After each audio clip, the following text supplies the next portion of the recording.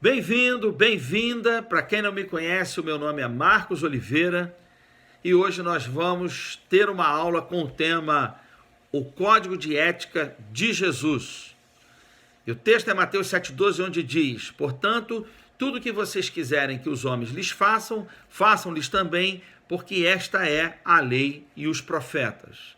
Mas antes de mais nada, se você ainda não me segue no canal, faz aí a sua inscrição, dê um like e ative o sininho, porque quando entrar um vídeo novo, você vai ser notificado e vai ficar sabendo. E aí a gente vai crescer juntos aqui nesse canal que eu espero seja bom para você, bom para a sua vida e poderoso para o nosso crescimento juntos aqui, ok? O Código de Ética de Jesus.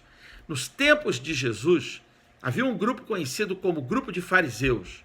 Os fariseus eram inimigos dos saduceus. Eles eram os criadores da tradição oral, ou seja, a lei lida era também interpretada. O que aconteceu foi que, ao longo do caminho, estas questões especiais do convívio de Deus com o seu povo foi se perdendo. O povo foi alterando muitas das coisas que eram práticas recorrentes em Israel, como, por exemplo, esmolas, a oração e o jejum, e não foi diferente com os fariseus. O que os fariseus fizeram? Eles davam uma interpretação diferente do propósito inicial do Senhor para o seu povo, e assim as pessoas eram obrigadas a conviver com isso, e muitos eram influenciados e ensinados dessa maneira. Daí os fariseus eram um grupo separado, diferente e muitos muito respeitados. Mas a verdade é que os valores do reino do Senhor Jesus foram deixados de lado pelos fariseus, porque eles adotavam práticas muito diferentes e nada convenientes com a vontade de Deus. Mateus capítulo 6, do versículo 1 ao versículo 8, do versículo 14 ao versículo 18, Jesus ele vai falando sobre temas importantes, como esmolas, oração e jejum. E só para você ter uma ideia, a esmola, ela deveria ser praticada de uma maneira, ela era dada pelos fariseus e praticada por eles de uma maneira completamente diferente. Jesus, em Mateus 6, versículo 3, ele disse assim: portanto, quando você der uma esmola, não saiba a tua mão esquerda o que fez a sua mão direita. Mas os fariseus não. Eles gostavam de dar esmolas e gostavam de receber um louvor por isso, um reconhecimento. Eles faziam questão que as pessoas vissem que eles estavam ajudando outras pessoas. E é uma coisa que nós aprendemos aqui, é que quando nós fizermos o bem a alguém, de preferência, isso seja em secreto. Não saiba a mão esquerda o que fez a direita, ou seja, o seu vizinho, um irmão na igreja, seja quem for, não precisa ficar sabendo que eu ajudei, que você ajudou, que nós ajudamos alguém. Não saiba a tua mão esquerda o que fez a sua mão direita.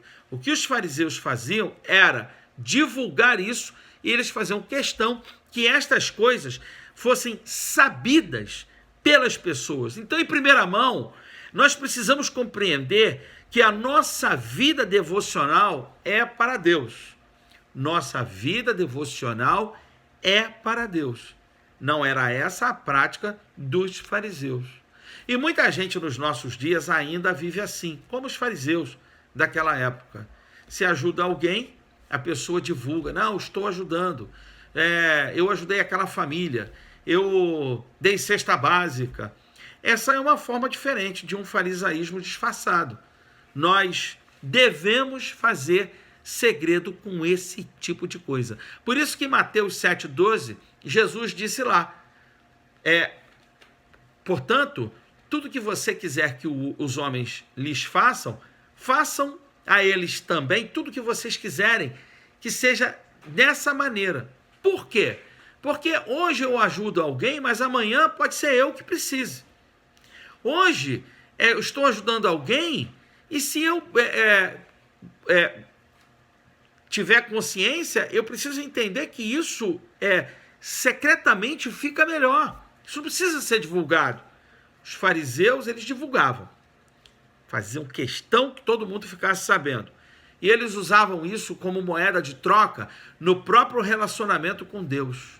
Eles queriam reconhecimento. Eles faziam barganha. E não só a esmola era tratada dessa maneira, mas a oração também. Mateus 6, versículo 6, Jesus ensinou o seguinte: portanto, quando você orar, então quando você quiser orar, entra no teu quarto, fecha a porta, ora o teu pai que está em secreto, e o teu pai em secreto te recompensará.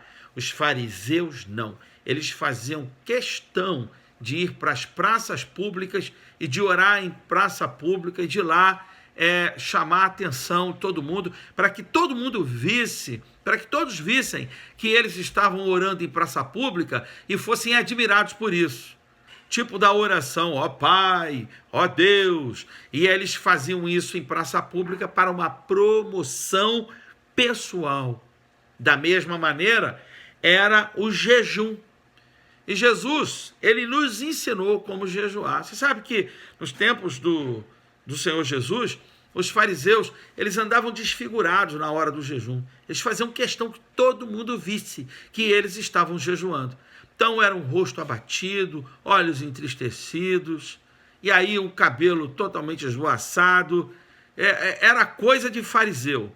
Daí o farisaísmo, né? Deixa de ser fariseu. Muita gente fala do hipócrita, se refere a um hipócrita, chamando pejorativamente um hipócrita de fariseu. Deixa de farisaísmo. Por quê? Os fariseus, eles acabaram indo para o caminho da hipocrisia. A intenção do coração dos fariseus não era boa. E se em primeira mão nós temos que entender que estas coisas, dar esmolas, a oração e o jejum, diz respeito à nossa relação com o Pai, nós precisamos também entender uma segunda coisa muito importante, que nós precisamos ter muito cuidado para não sermos enganados pela maldade do nosso coração. E muitas vezes, muita gente, por causa de um problema de ego, o ego infla, o ego ele incha, as pessoas elas acabam se tornando soberbas, arrogantes. E o que acontece? Elas usam essas coisas não só para aparecer, mas também para fazer uma promoção pessoal. E era isso que acontecia no tempo do Senhor Jesus. Então Jesus teve que ressignificar essas coisas no meio dos seus discípulos, porque haviam fariseus proeminentes nos tempos de Jesus.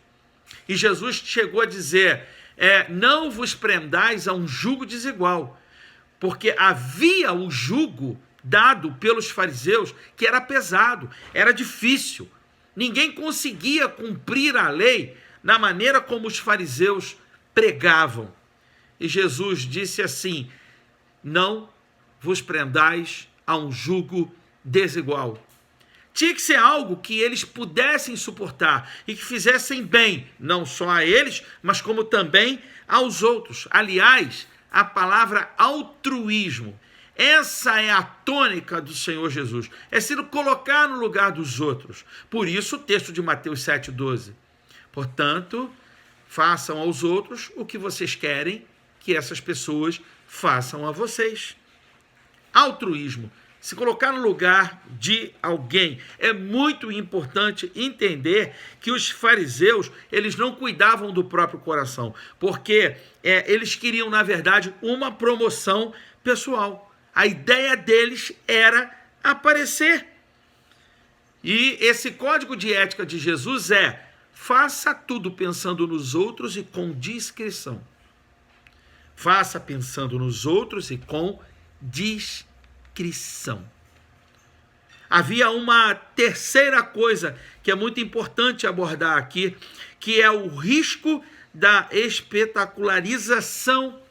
E os fariseus, eles adoravam dar espetáculos, fosse em praça pública, nas vias públicas, eles gostavam de chamar a atenção. Até a oração de um fariseu, no meio de uma praça, Era para chamar a atenção, porque eles faziam aquelas orações longas, aquelas orações que tinham repetições. E por isso Jesus ensinou, quando vocês orarem, não usem de vãs repetições, porque não vai adiantar nada. Sabe por quê? Porque antes da gente orar, Deus já sabe qual é a nossa oração. Antes da gente falar, e escute bem isso, se você não sabe o que você vai dizer, o que você irá dizer, Deus já sabe, mesmo você não sabendo. Mesmo eu não sabendo. Ainda que uma palavra venha, antes de uma palavra, melhor dizendo, vir à minha boca, o Senhor já sabe qual é a palavra que virá à minha boca, Salmo 139. Então, eles gostavam de ser espetaculosos. Essa era a intenção dos fariseus. E nos dias de hoje, não é muito diferente. Há muita gente não só indo para a questão da plateia, do espetáculo, como também fazem uso do mesmo código de ética dos fariseus. São pessoas que manipulam.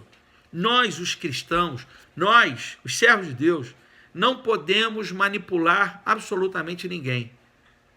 Nós temos que tomar muito cuidado com esse tipo de coisa. Porque em tempos como os nossos, onde se descobrem muitas técnicas, muitas maneiras como se usar a retórica, a oratória, a retórica dentro da oratória, nós vamos não tomando cuidado com essa linha tênue, tão fina, tão imperceptível entre o fazer a vontade de Deus e a manifestação do nosso ego. Se a gente não tomar cuidado, nós nos tornamos oportunistas. E nós não podemos ser oportunistas. Dito isto, é necessário entender que a vontade do Senhor Jesus era que nós nos colocássemos, então, no lugar das pessoas, tivéssemos empatia, fôssemos altruístas e que nós fizéssemos tudo de maneira bem discreta. Faça tudo de maneira bem discreta. Então vamos lá. Quando você ajudar alguém, ajude discretamente. Não publique isso. Ninguém precisa saber. Ninguém precisa dessa publicidade. Quando você orar, ore no teu quarto. Fique à vontade. Fale aquilo que está no seu coração. Entregue a Deus a sua oração. Tenha o teu tempo a sós com Deus. O teu TSD. Vá para o teu quarto. Feche a porta. O teu pai está em secreto. E em secreto, ele vai te responder. Da mesma forma o jejum. Se você vai entrar numa campanha de jejum, faça isso como uma devoção pessoal. Não divulgue. Não precise aparecer abatido no meio das pessoas. Não permita que ninguém saiba sequer que você está em jejum. Ninguém precisa saber que eu estou jejuando, que você está jejuando. Faça isso entre você e o Senhor. Mas há, no contexto desse estudo, uma segunda coisa. Se nós tratamos de esmolas, oração e jejum, há uma outra coisa muito importante que Jesus tratou no Código de Ética. Em Mateus, nós temos o Sermão da Montanha, que vai do capítulo 5 ao capítulo 7. Mateus 5 ao capítulo 7 trata do Sermão da Montanha. E o Sermão da Montanha, ele trata da praxis de vida cristã, da prática cristã, do dia a dia nosso, da maneira como nós devemos viver. E ali, Mateus capítulo 5 ao capítulo 7, você vai perceber que tem todo o código de ética do cristão. Está tudo ali. É só a gente estudar, é só a gente ler e a gente vai perceber e comparar como a nossa vida hoje está se comparada àquela conduta colocada por Jesus. E agora nós precisamos entender também que dentro desse código de ética, e que é muito importante para nós, saber um pouco mais sobre o tesouro no céu e a sua importância. Que tesouro é esse? Em Mateus 6,19, Jesus disse assim: Não ajunteis tesouros na terra, onde a traça e a ferrugem a tudo consomem, mas ajunteis o tesouro nos céus, onde nem a traça nem a ferrugem consomem. Se a gente olhar o texto sobre esmola, sobre oração e sobre o jejum, nós vamos ver Jesus fazendo um alerta, lá em Mateus 6, de 1 a 8 e de 14 a 18. Jesus diz que aquele que dava esmola e queria aparecer, ele, no momento que ele tinha essa intenção errada, ele já tinha recebido o seu galardão. Da mesma maneira, a pessoa que orava em praça pública e a pessoa que jejuava, o galardão terreno, já receberam o seu galardão. Mas Jesus está agora falando sobre um tesouro no céu. Não ajuntar tesouro na terra significa uma relação de prioridades e necessidades. Aquilo que é mais importante para nós são as coisas de Deus. Sabe por quê?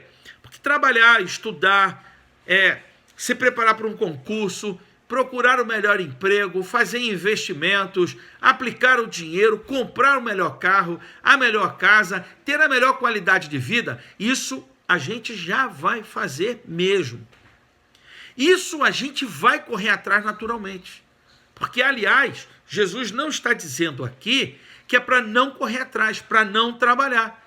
Jesus não está dizendo aqui que é para não desenvolver uma vida saudável, uma vida que seja boa para a gente e para a família da gente. Mas Jesus está dizendo aqui, numa relação de prioridades, que muitas vezes essas coisas elas tomam a prioridade da gente e a gente esquece de buscar o Senhor e de desenvolver a vida na presença de Deus e de juntar tesouros, sim, nos céus. Como? Ganhando uma alma para Jesus, edificando um irmão, fazendo a obra de Deus, muitas vezes renunciando. Esse tipo de tesouro que Jesus fala, ele não aparece aqui. Ele não aparece aqui na terra. Ele vai ser dado lá na eternidade. É lá na glória, quando nós estivermos juntos, que vai aparecer tudo que nós fizemos aqui.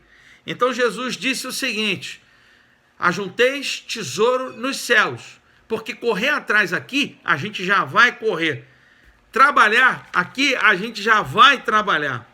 Buscar as coisas aqui, a gente já vai buscar. Que tesouro é esse que tomou a prioridade da minha vida? Bom, se eu já corro atrás, então esse já está garantido, eu preciso garantir o meu tesouro no céu. Esse é o código de ética estabelecido pelo Senhor Jesus. Pregar a palavra, testemunhar para os outros, ensinar a palavra, andar na presença de Deus, fazer a vontade de Deus, viver com altruísmo, viver com discrição e entender que essas coisas elas não são fáceis em face do ego da gente, porque há uma luta diária no ser humano. Nós precisamos dizer não a nós mesmos. Jesus disse assim: aquele que quiser vir após mim, negue-se a si mesmo. Tome a cada dia o seu sacrifício e siga-me. Tome a cada dia a sua cruz e siga-me. E renúncia não é algo tão simples assim. Pode parecer para um mais fácil do que para outro, mas não é fácil. Renunciar a si mesmo não é simples. Mas eu pergunto a você, qual é a sua prioridade? São as coisas do plano terreno ou são as coisas do plano celestial? Qual é a nossa prioridade? Qual é a minha e a sua? Que tesouro é esse que você busca, que eu busco? Busque as coisas que vêm de cima, as coisas do alto, as coisas do Senhor. E para encerrar, Jesus, ele falou sobre juntar o tesouro no céu. Onde juntar o tesouro? Juntar nos céus.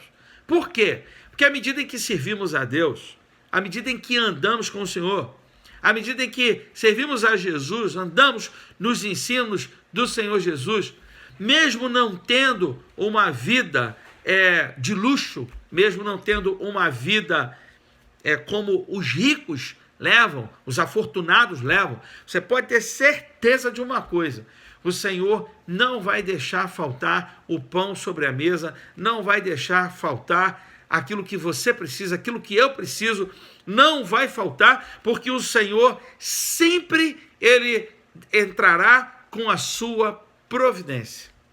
Deus sempre trará a providência àquele que o serve. Então, note bem isso e procure entender isso. Juntar tesouro no céu é garantir um seguro chamado providência de Deus. Esse é o código de ética do Senhor Jesus. A conquista que eu tenho nessa vida é minha ou ela vem de Deus? Na verdade, quem confia no Senhor não vive morrendo de medo. A pessoa sabe que no momento que ela mais precisar, o Senhor entrará com providência e com provisão.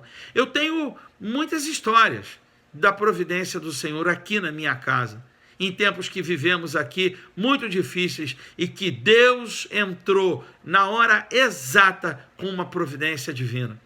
E assim não será diferente na sua vida também. E na nossa vida sempre será assim.